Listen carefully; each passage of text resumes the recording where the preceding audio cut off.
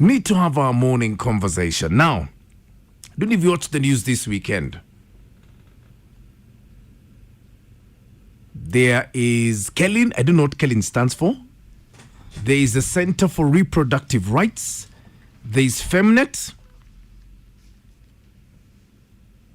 What they're agitating for is to ensure that girls and women have access to safe abortion as a human right, despite ongoing opposition from religious groups and legal uncertainty. By the way, if you're a reporter on TV, please, there's no word like uncertainty. I really get pissed off at the uncertainty. It's uncertainty. Thank you very much. I had to get that off my chest. So there is a call for safe abortion to be regarded as a human right for every woman in Kenya.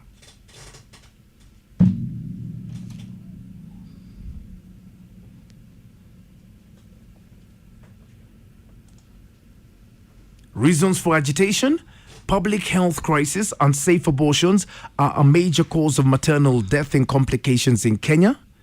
Human rights framework. Activists emphasize that reproductive autonomy and access to safe abortion are human rights guaranteed under the Kenyan 2010 Constitution.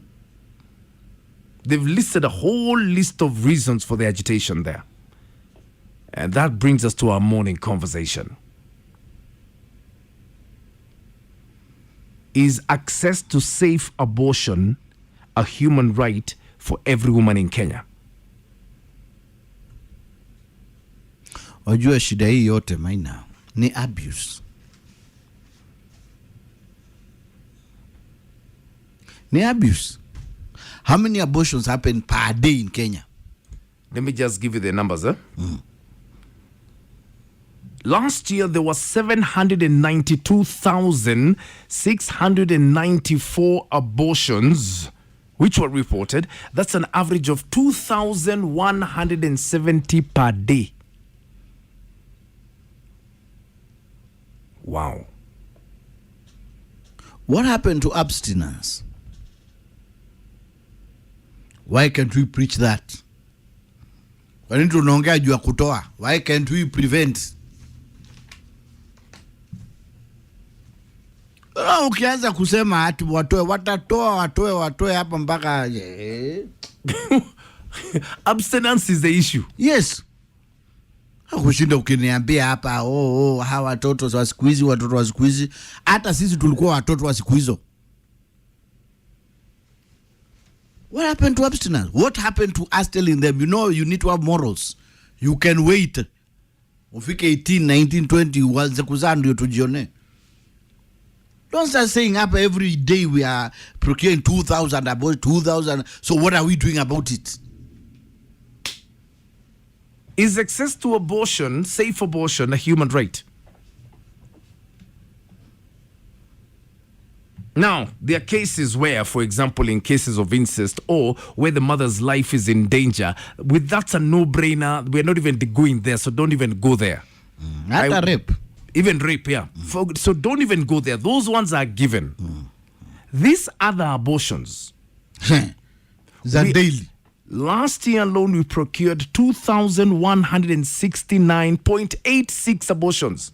Last year alone. Ajua shida zinafanywa pale nyumba ya gorofani. People who are not even doctors. Ambiwa meza hii. Me say, since they're gonna do it anyway, why not make it safe? Abana. Na ukipata mimba we zana we pia usikie vile kunaendaga. Iwe funzo.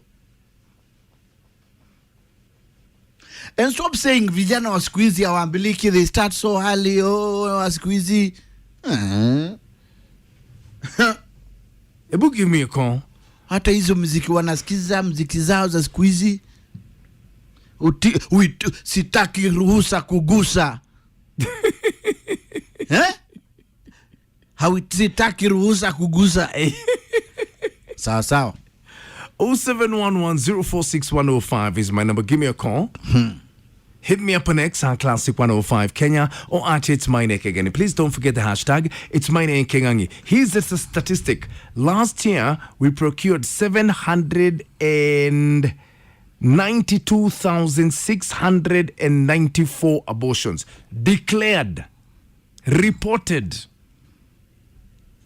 You know, these are young people, eh? They're very young people.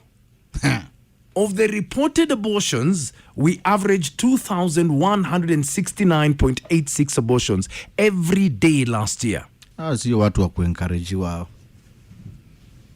Itaongezeka. Niko na dem, mwenye kuna dem pia, masabu fulani ikifika na wachangamkia, watu wanaimba nyimbo za aina hiyo tavia.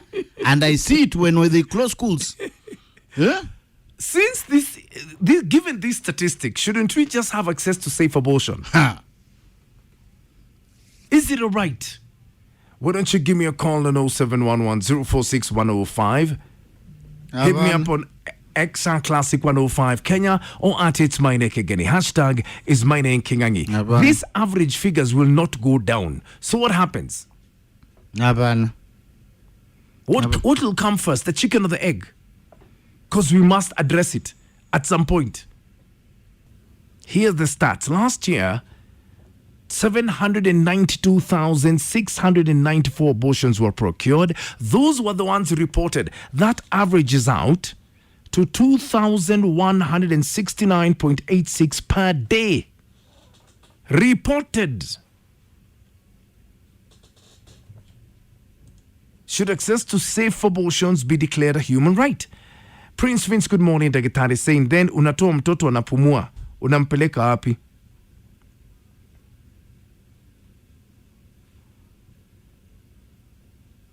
Yusuf Udeke saying this is what you call sex addiction. Once you're addicted, you can't be able to abstain. What do you mean? You can engage in sex using protection, can't you? Anjenga saying abortion has become such a norm, they don't even realize what they're doing. Protection gani? Hutu China, tunakaa kama slaves. Now you see here you don't want safe abortion to be declared a human right, and you're saying those things are small. There are so many fake things. Wacha kuringa hapa kwa redio wewe. Digidhia goma. Tunakaa vest. Victor Madaga saying safe abortion in Kenya is important to protect women's health, reduce maternal death, prevent unsafe procedures, uphold reproductive rights, ensure dignity, support gender equality, and provide medical care in emergencies and complex pregnancies. So these girls wakienda kuprocure abortion, wanaendaga na nani? Nani anawapeleka?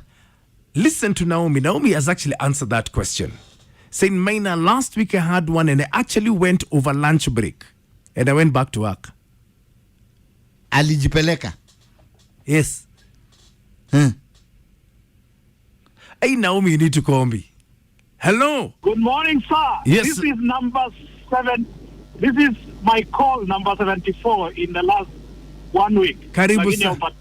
Nimepatikana. Umenipata leo. Karibu sana. Yeah, sasa hiyo kitu ya abortion hiyo, of course it's a right if there are grounds for abortion. Kama hiyo umesema incest. Yeah. Ama the life of the mother is in danger. Or rape. But what I don't like about these agitators is that wako na akili sana waki agitate, but they don't have akili to know that they will be pregnant if they do whatever. Yeah. and this thing comes from the West. Yeah. Because everything has been so in the West has been so moralized. Yeah. That basically everything is a right, even to die, to kill yourself is a right. I basically I don't agree with that. Yeah. But I support if for medical grounds abortion should be done. But not for anything else. No, not for anything else. Okay. What kind of society is that? Okay. I don't agree. Thank you very much. Hello. Hi, Maina, how are you? Good morning. Morning, how are you doing? I'm fine, thank you, my darling. Sawa, kwanza a comment, eh? Yeah. You say 2,000 are aborted a day. Yes. And I'm sure those that are not reported are like double, you know? Yeah. Either because of stigma or shame, you know, all those things. Yes. So that's the population ya Kenya ingekuwa wapi, I don't know. But anyway, that doesn't mean I'm approving, eh? Yeah. I totally agree with what King'ang'i is saying. Yeah. Abstinence. Yeah. We used to abstain. We never involved ourselves in what is happening today with our young girls. Yeah. And me, with this thing of what shall I say? Is it they want to approve abortion? Yes, safe abortion, access to safe abortions. I mean, to be honest, the people who are messing up our young kids should be punished severely. Yeah. Those people should be punished severely. And we are going to stop killing these lives that we are killing innocently through abortion. Yeah.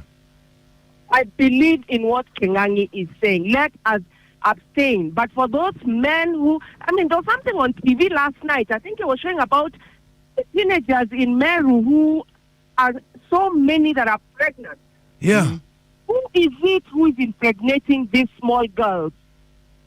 And that is why they are pushing for safe abortion, because of these young girls. Their lives have been destroyed by these men out here who are not thinking with their heads. They are thinking with something else. Yeah. So they need to be punished severely, and then we don't have to go for abortions. Abortions is killing life. We don't need that. Okay. Thank you. Thank you very much. Asante sana. Is safe abortions the way to go? Last year, 2,169.86 abortions were procured every day, and that is what was reported. Hebu niulizie wale wale abort cause tuko nao hapa. Why did they do it? Why did they do That's a very good question. If you've aborted, why did you do it? Because there's got to be a reason. Let me just give you some statistics. Last year, 792,694 abortions were declared in Kenya. Declared. Reported. That's an average of 2,169.86 per day. We've got a problem. They're being done. Why not ensure they are done in a safe environment? Joy Kamau Toretich, good morning. Saying, I'm listening to you in your conversation. Kindly note that it's not every pregnancy that's by choice. And I agree. Rape, incest, or where the mother's life is at risk is not even up for debate. What I'm talking about are these others.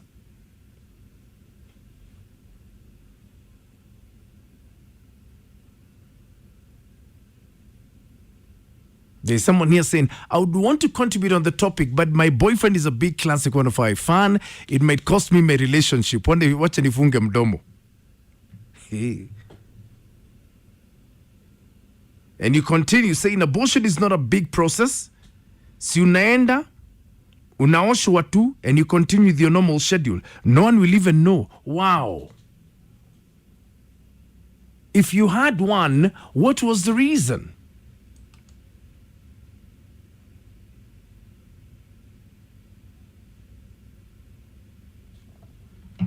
Hello.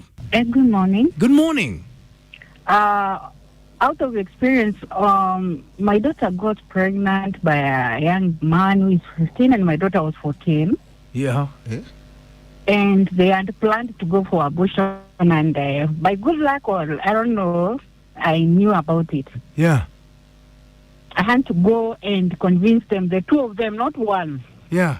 that abortion is no good. Yeah. They went for a counselor, and my daughter gave birth to a baby girl. Yeah. So I cannot advocate for. You would rather bring the baby in this world than aborting. She gave birth at what age? 14. 14. 14, and the boy was 15. And the boy was 15. Yes. Now, So it's good as a parent we continue talking to our girls and our boys. Not only girls who go for abortion, they sit down and talk and say, now I've gotten pregnant, let me go and abort. And the boy is like, I'll go look for money. You see? So the two of them, they are there. sasa wako wapi? She went back to school. That was 2020. She went back to school. She has finished. She's in university. The boy, I don't know where he went because where we used to live, we moved. So the boy is not in touch with her anymore. No. The parents were not for it. His parents also wanted an abortion. Yes. Wow. Yep. Thank you so much for saving that life. It's okay. Asante. Wow. Hello. Well done. Hello? Hello, good morning. Hey, good morning. Morning, my dear. Asante sana. I remember when I was a young girl, Yeah. my dad used to tell me, Yeah. ukiwahi shika mimba, by mistake, Yeah. hakuna kutoa, never. Zaa mtoto ulete nile. Yeah. But my mom used to give me that look, jaribu. Yeah. But then I cleared high school kama sijaguzwa. You finished bila kuguzwa. Yes, I never slept with any man. Not that I didn't have boyfriends, Yeah. but I used to have. But I could not bring myself going kwa kina kijana, nionekana nikitoka huko na mama yangu, ama mama yangu ambiwe. Yeah. So that never happened. Yeah. And even when I came to Nairobi, Yeah. I never. Yeah. Like, okay, Sikatai, I had those escapades, but masking up was a must for me. Because, ninashika mimba ni baraka kwa nani? By the way. So, for me, what I know, I tell these young girls, Yeah. ni sawa, you know you're doing it behind our back. It's not right.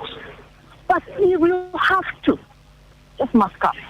Yeah. Because, why would you go out there with someone, you don't know where they are, where they always be without you, and then you allow them to go without masking up. So, Yeah. it is a must that you have to do it. Mask up. That has always been my stand. Because you know these young guys, they are doing it behind our back. That's true. So, I normally say, if you have to, please mask up. And if you don't have to, say like that. Amen. That has always been my stand. Thank you very much. Thank you so much and have yourself a good day. Have a good day. Well, she's having a good day. Why don't you have the final word, huh? Kiongozi, you've asked a very, very good question.